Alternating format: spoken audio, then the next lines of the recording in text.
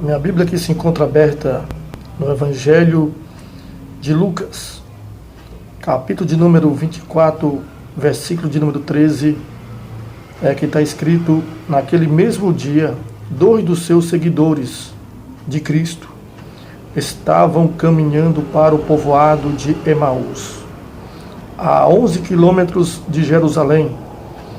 Enquanto eles caminhavam, iam falando a respeito de tudo o que tinha acontecido, quando de repente o próprio Cristo veio unir-se a eles e começou a andar ao lado deles. Porém, os olhos deles estavam fechados, de sorte que não o reconheceram. Vocês parecem estar conversando muito sério sobre alguma coisa, disse ele. Com que estão tão preocupados? Eles pararam muito tristes e um deles, Cleopas, respondeu: você deve ser a única pessoa em Jerusalém que não sabe das coisas terríveis que aconteceram nestes dias. Nós vemos aqui que após a ressurreição de Cristo, houve ali uma grande perseguição já pelo Império Romano, para se cumprir as palavras do Messias. Mateus capítulo 5, versículo 10 e 11, que bem-aventurados que são perseguidos por causa da justiça, por causa até mesmo do nome de Cristo. 15 e 20 também de João, ele chegou a falar que se a mim me perseguirão a vós também. E Paulo, escrevendo em 2 Timóteo 3, 12, ele também chegou a falar que todos que piamente seguem a Cristo padecerão perseguições.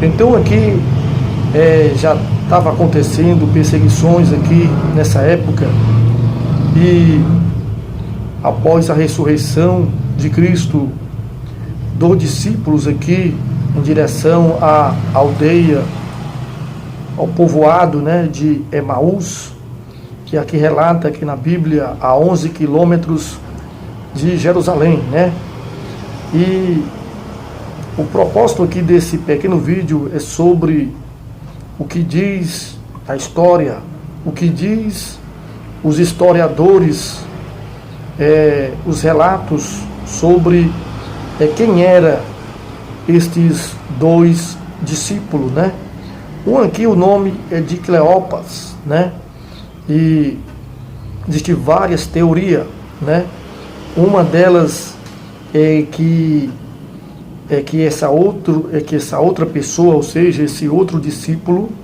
é o próprio escritor aqui do Evangelho de Lucas, ou seja, o próprio Lucas, Eles se baseiam ali em Lucas 10, ali naquela separação dos 70, a qual dizem que Lucas se encontrava ali no meio daqueles 70 que foram escolhidos, que o próprio Cristo designou.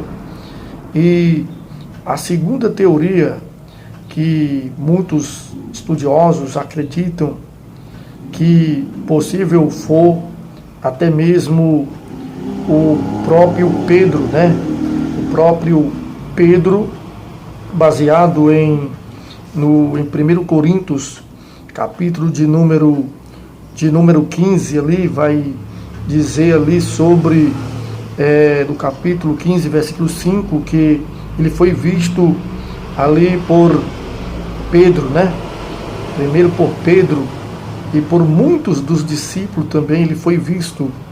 Então tem essa segunda teoria que alguns acreditam que pode ter sido também essa segunda pessoa, ou seja, esse segundo discípulo ter sido o próprio Pedro. Também temos a terceira teoria, que muitos acreditam que quando Cristo, ali na cruz do Calvário, quando ele morreu ali na cruz do Calvário, e o véu do templo foi rasgado de alto a baixo, está escrito ali em São Mateus 27, 52, que muitos de corpos de santos que dormiam no pó da terra ressuscitaram. Então, alguns estudiosos acreditam que possivelmente pode ter ressuscitado Simeão. Simeão pode ter ressuscitado. Ele se encontrava aqui juntamente com Cleopas. É a terceira crença, é a terceira teoria. Temos também a quarta teoria que está escrito no historiador dos anos ali 263 a 340 depois de Cristo, Eusébio de Cesareia, que no teu terceiro livro, no capítulo de número 11, versículo 1, Eusébio de Cesareia, ele vai dizer que o nome deste segundo discípulo é Simão, né? Simão. Então nós vemos essas quatro teorias. É claro que existe mais dentro da tradição oral, dentro dos escritos judaicos, até mesmo grego, siriaco, existe várias crenças, vários nomes que deram para este segundo discípulo, né? Que após Cristo ter ressuscitado, eles estavam ali indo em direção a Emaús e eles estavam comentando sobre os acontecimentos que tinham acontecido naqueles dias. E o próprio Cristo chegou ali do lado deles. Aí eles, de momento, não conheceram, né? E o Cristo começou a fazer perguntas e eles ali estavam com os olhos fechados, não conheceram, também não entendia algumas coisas, a qual o próprio Cristo os interrogava, perguntava, né? Que o Eterno abençoe a todos, que o Messias abençoe a todos. Apenas essas teorias para nível de examinações, de conhecimento dentro das examinações das Santas Escrituras.